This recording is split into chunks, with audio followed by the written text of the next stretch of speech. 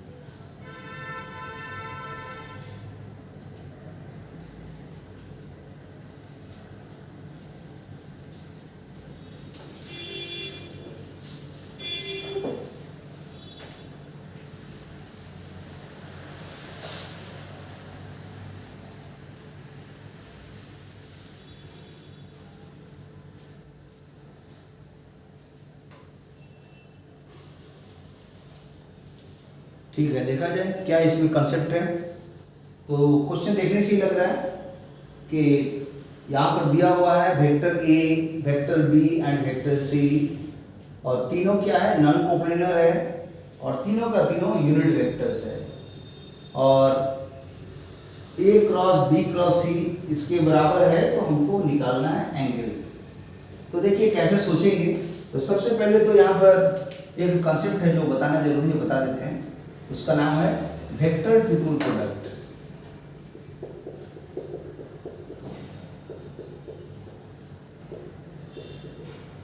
IIT के syllabus में लिखा हुआ है scalar triple product and geometrical interpretation, वही सबसे लास्ट कॉन्सेप्ट है। लेकिन आईआईटी उतना नहीं है कि आपको लिख दिया स्केलर ट्रिपल प्रोडक्ट तो वेक्टर ट्रिपल प्रोडक्ट नहीं देगा। कभी कभी तो उससे भी ज़्यादा रेसिप्रोकल वेक्टर्स, या उसके पहले एक और आता है product of 4 vectors, A cross B कर देगा, सी क्रॉस डी कर देगा, बीच में डॉट या क्रॉस देगा, वो भी पूछता है। और एप्लीकेशन तो बहुत खतरनाक पूछता है, इसलिए सारा चीज़ समझना है। तो यहाँ देखिए वेक्टर ट्रिपल प्रोडक्ट क्या है। तो मान लिया 2 कॉन्सेप्ट है इसमें। एक कॉन्सेप्ट है कि ए दिया हुआ है, बी दिया हुआ है और सी दिया हुआ है। तो यहाँ पर क्रॉस कर दिए, यहाँ भी क्रॉस कर दिए, ठीक है। तो अब इसमें अगर ब्रैकेट नहीं देंगे तो गलत हो जाएगा। तो 2 ऑप्शन लेंगे। अगर लास्ट में ब्रैकेट लिए तो एक ऑप्शन हुआ, और दूसरा ऑप्शन हुआ कि ABC लिखा हुआ है लेकिन एकदम ब्रैकेट जो है शुरू में दे दिया गया। तो दोनों के कंसेप्ट एक ही है मोरलेस। अभी हम बताने चाह रहे हैं कि पहले वाला का कंसेप्ट क्या होता है, और वो भी एकदम ब्रीफ में, मतलब सिनॉप्सिस जैसा। तो कैसे होगा, ए क्रॉस बी क्रॉस सी निकालना है। तो सिंपल लॉजिक है, जैसे हम लिख रहे हैं उसमें सर करिए। हमेशा याद कीजिए इसी फार्मूला से ड्राइव कीजिए, इससे मत कीजिएगा। इसका निकालना होगा तो अभी बता देंगे कैसे होगा, बट मेन फार्मूला मेरा ये है। तो इसके लिए क्या सोचना पड़ता है कि बॉक्स के अंदर में, ब्रैकेट के अंदर में प्री फैक्टर कौन है, तो प्री फैक्टर है बी, और पोस्ट फैक्टर कौन है, सी है। तो पहले लिखेंगे प्री फैक्टर्स। ब्रैकेट के अंदर में जो है ये वाला क्रॉस के पहले है तो इसको बोलते हैं प्री फैक्टर। तो प्री फैक्टर लिखेंगे और सब्ट्रैक्ट कर देंगे पोस्ट फैक्टर से। तो सब्ट्रैक्ट कर दिए पोस्ट फैक्टर से। क्लियर हो गया लॉजिक कि इसका यूज करना है, इसका नहीं करना है। और जरूरत पड़ेगा ये वाला तो हम इसको बताएंगे, पहले भी इतना समझिए। इसके याद करने का आंसर है, सिनॉप्सिस जैसा दे रहे हैं, जो ब्रैकेट में है हमेशा लास्ट में ब्रैकेट होना चाहिए, उसी से फॉर्मूला याद कीजिए। और ये वाला था अभी जस्ट बताएंगे। तो इसका याद करने का तरीका है कि इसमें देखिए कि बॉक्स ब्रैकेट के अंदर में पहले प्री फैक्टर कौन है, तो बी है, उसको लिख दिए। अब पोस्ट फैक्टर कौन है, तो सी है, तो पहले जो लिखा हुआ है प्री फैक्टर्स उसको लिख देना है, अब पोस्ट फैक्टर्स बाद में लिखना है, सब्ट्रैक्ट कर देना है, यही लॉजिक है। और जब बी को प्री फैक्टर लिखे हैं तो इस बी को क्या कीजिए, सप्रेस कीजिए, माने बंद कर दीजिए। देखिए अभी हम बंद कर दे रहे हैं बी को, जब बंद करेंगे क्या दिख रहा है, ए और सी अब सामने में, तो ए और सी को जिस ऑर्डर में लिखा है वैसे ही रखिए और इसको लिख दीजिए ए डॉट सी, और यहां पर वो इसका मल्टीप्लिकेशन होगा। ये कैसा मल्टीप्लिकेशन है, तो ये स्केलर प्रोडक्ट है, इसलिए यहां ब्रैकेट दे देते हैं। जैसे इसको सपोज लीजिए लैम्डा है, तो लैम्डा बी आ गया, ठीक है। और उसी तरह सी का समझ सकते हैं लॉजिक, सी को सप्रेस कर देंगे तो क्या दिख रहा है, ए और बी, बस ए और बी के लगातार जैसे दिख रहा है वैसे ही लिख दीजिए और डॉट कर दीजिए, ए डॉट बी। यही है फॉर्मूला याद करने का टेक्निक, ठीक है। और इसी कंसेप्ट से ये वाला क्वेश्चन बनेगा। लेकिन अब ये भी मैं थोड़ा बता दे रहा हूं कि आखिर ये लॉजिक से कैसे सोचते हैं। तो अगर सेकंड वाले का बनाना है तो सेकंड का लॉजिक में देखिए क्या सोचिए। सेकंड का लॉजिक में पहले उतार दीजिए ए क्रॉस बी क्रॉस सी, और हम लोग तो जान रहे हैं कि ए क्रॉस बी हमेशा बराबर होता है minus of B cross A, मतलब इस टाइप का ए क्रॉस बी को अगर मान लिया आंसर सी है, तो अगर बी क्रॉस ए निकालना होगा तो हमेशा वो माइनस सी होता है, इसलिए दोनों को सॉल्व करेंगे तो आ जाएगा कि B cross A is equal to minus C, और सी का वैल्यू पुट कर दिए ए क्रॉस बी। तो ये लॉजिक है, बी क्रॉस ए को आप माइनस ए क्रॉस बी लिख सकते हैं, और ये माइनस या तो ए में लिखे या बी में लिखे, किसी एक जगह बेहतर है हम बाहर में लिख दिए। तो उसी लॉजिक से यहाँ पर ये पूरे को एक वेक्टर डी मान लिया गया है, और ये सी है तो डी क्रॉस सी है, तो डी क्रॉस सी इस कॉन्सेप्ट से क्या हो जाएगा, उल्टा लिख सकते हैं। तो पहले इसको उतार दिए, सी को क्रॉस कर दिए, ये पूरा डी है, डी क्रॉस सी, तो डी क्रॉस सी क्या लिख सकते हैं, सी क्रॉस डी, तो आगे लिख दिए इसको, और इसके आगे माइनस लगा दिए। और अब हम लोग को मालूम है ए क्रॉस बी क्रॉस सी का क्या कंसेप्ट है, यही वाला कंसेप्ट यहाँ पर अप्लाई कर देंगे, मेरा क्वेश्चन इस टाइप का भी बन जाएगा। मतलब इसके बाद का कड़ी पूरा वही लगेगा। हम एक स्टेप और लिख देते हैं, माइनस का माइनस, आइए ब्रैकेट में ऐसे शो कर दिया इसको। और अब हम लोग तो इसमें पीएचडी किए हुए हैं, मैं बहुत अच्छा से हम लोग समझ गए हैं, तो इसीलिए अब यही कंसेप्ट पहला वाला का यूज कर देंगे। इसको मान लेंगे ए, इसको बी और इसको सी। अब बाद में ब्रैकेट आ ही रहा है, अब आराम से यही कंसेप्ट से लगा दीजिएगा तो क्वेश्चन बन जाएगा। तो चलिए इसका स्क्रीनशॉट ले लीजिए और फिर हम ओरिजिनल क्वेश्चन में आते हैं, ठीक है। तो आगे देखते हैं क्या है, यही कंसेप्ट था इसका।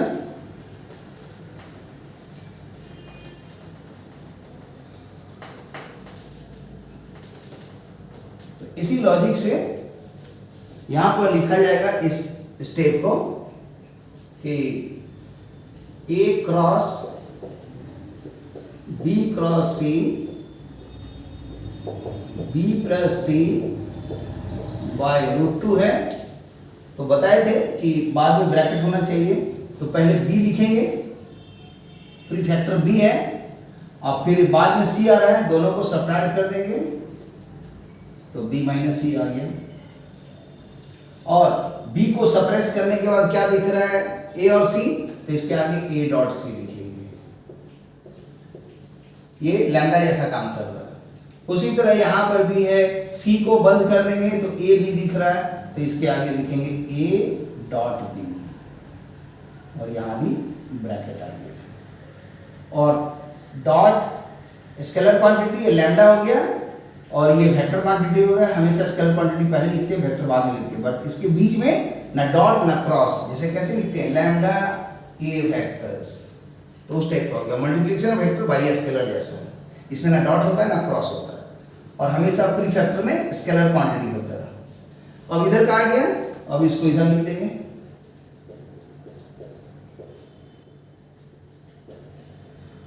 और अब इसको क्या करेंगे, सॉल्व करेंगे।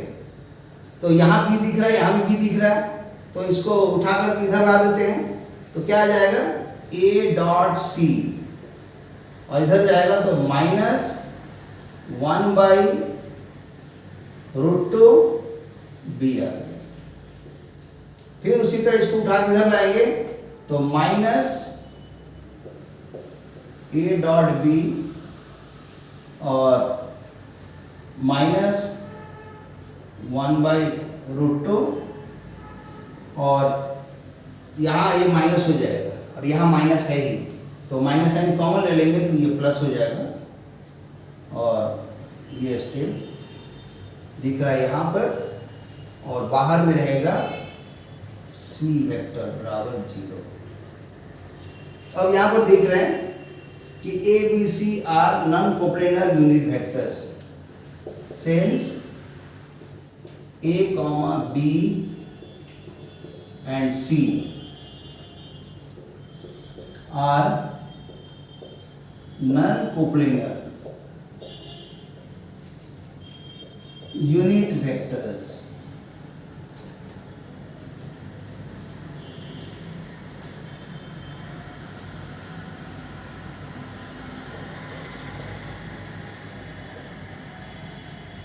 तो अब ए बी सी वेक्टर्स को विजुलाइज करते हैं कि कैसा होगा। तो मान लिया कि वेक्टर ए इस तरह से दिख रहा है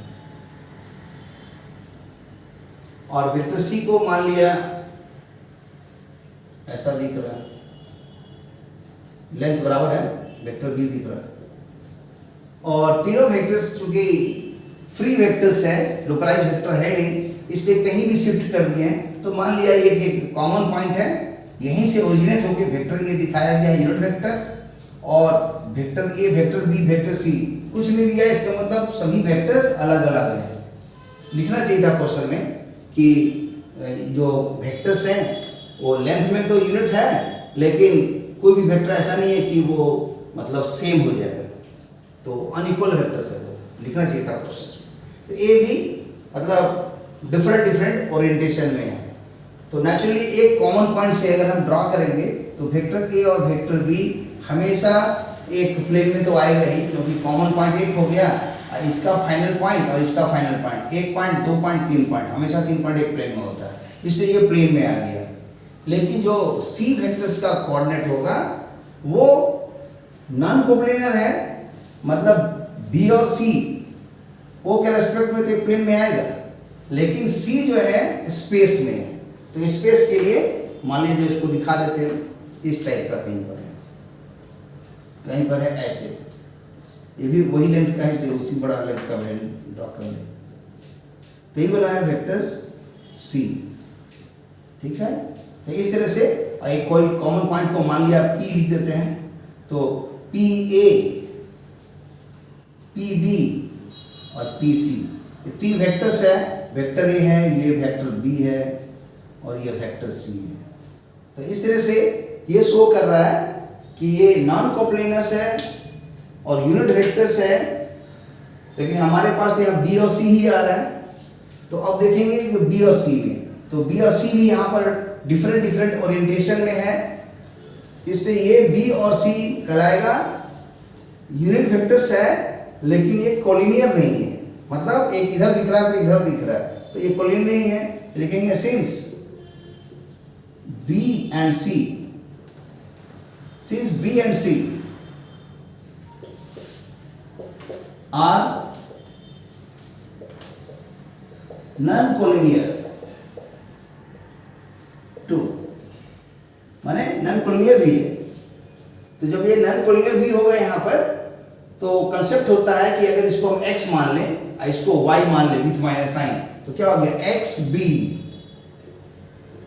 और ये हो गया y b y c is equal to 0, जहां x y क्या है, बिलोंग्स टू रियल नंबर। तो ये लीनियर कॉम्बिनेशंस हो गया। जहां पर कि बी और सी क्या है, नॉन कोलिनियर वेक्टर्स है। तो जब इसके भी कंसेप्ट पढ़िएगा कि जब कभी भी नॉन कोलिनियर वेक्टर्स रहे बी और सी, और जब उसका लीनियर कॉम्बिनेशन करके अगर ये जीरो दिखाता है तो हमेशा सेपरेटली अगर बी और सी मतलब नॉन कोलिनियर वेक्टर्स है तो एक्स भी जीरो होता है और वाई भी जीरो होता है। ये भी कंसेप्ट है।